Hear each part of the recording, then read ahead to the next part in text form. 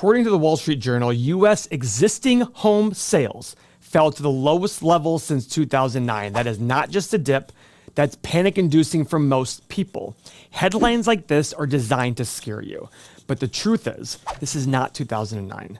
And if you're an investor, this may actually be one of the best times to buy if you're prudent. In this video, we're going to explore how to look beyond the noise, assess the real data, and find valuable investments in today's housing market. Now, this is the article right here. Home sales fell 5.9%, the biggest drop since 2022. But here's the key. It was also the slowest sales pace for any March since 2009, which was near the peak of the financial crisis. This is where the fear is placed in. Because when we see this, we get ourselves all riled up going, oh no, it's going to be 2008, 2009 again. So first off, if it's 2008 and 2009, you should be cheering on. Guys, I had friends in town this weekend. We were driving, they're from Arizona. We were driving around town and I was sitting there and they're like, oh, what kind of rents do you get here? Blah, blah, blah. And I said something like, yeah, I was buying these houses for 5 or 10 grand 15 years ago. And they were both like, wait, did you say 5 or 10 grand? I said, yeah. And then my wife said, well, actually there was one house he bought where they gave him a check at closing because of all the credits. And I said, yeah, guys, I made a killing. Why do we fear that? Well, we fear that because most people bought during the peak. When you buy during a peak and you see your values fall, you get scared. Guys, keep in mind, I started buying those houses at 30 grand and I bought all the way down to $1,500. Do you think when I was buying a house for 1,500 bucks, I cared about the house I paid 30 grand for? The answer is no, absolutely not. Now, these parallels here are obviously driven to sit there and say, oh my God, Grant Cardone just did a video recently who said, this is gonna be the worst crash ever, all these things, we're gonna have the worst housing. We're 2 months away from the time he said it would happen by. It's not gonna happen, and here's why. 2007, 8, 9, 2006, those were all driven by reckless lending standards. It was banks sitting there saying, you get a house, and you get a house, and you get, in fact, one of my biggest gripes in the early 2000 teens was looking at bankers and literally looking at the face and saying, do you realize how stupid you people are?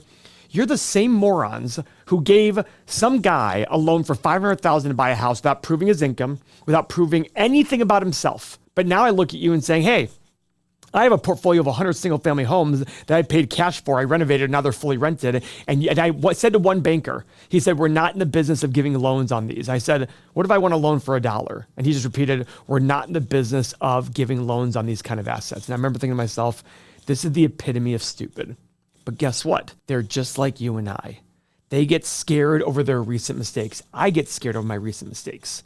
We all do. But that lending back then was totally different from now. Why do we have slowest sales pace since March of 2009? Because no one's selling homes. That's why home prices keep going up. Because people bought homes at 2.75 to 3.5% interest rates. They're only going to move if they have to move. And if they have to move and they're watching our channel, we're telling them, take your home, rent it out. It's going to be very, very hard to replace that kind of home and that kind of mortgage rate. My wife is a prime example. We lived in her house while we were finishing our house. And when it was all said and done, I said, you ain't selling this house. So we're going to rent it out. Because she got literally the bottom of the market. She got so lucky. 2.625% interest locked for 30 years. Her mortgage payment, taxes, insurance, homeowners association, everything is $1,900 a month. And she collects $4,400 a month in rent. And this is not a home she bought in 1980. This is a home she bought in 2019. And that's the point here. That's exactly what I'm getting at.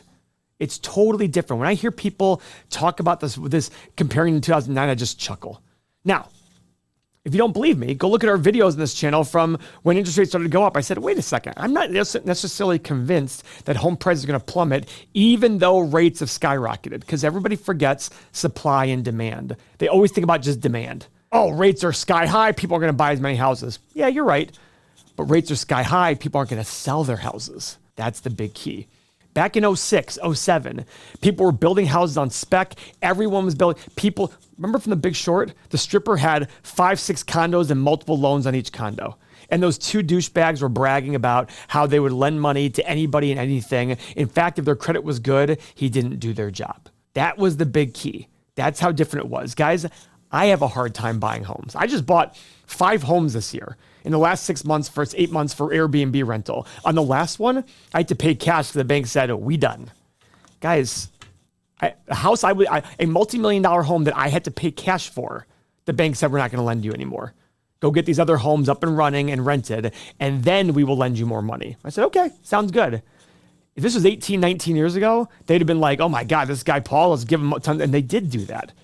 I remember buying a building once in 2006, 2005, and the bank gave me a value. I'm like, how'd you get this? It was insanely high. I said, how'd you get this value? They're like, well, we called the owner and asked for a rent roll, the owner you were buying from. And I looked at the rent roll. I'm like, he accidentally added an extra building on there. They go, oh boy, whoops. He added like 10 extra units. They deleted the 10 units and still gave me the same loan. They just changed the numbers a little bit to give me the loan that they guaranteed. That's it. So we got rid of 15% of the units they were underwriting and they still gave me the same loan.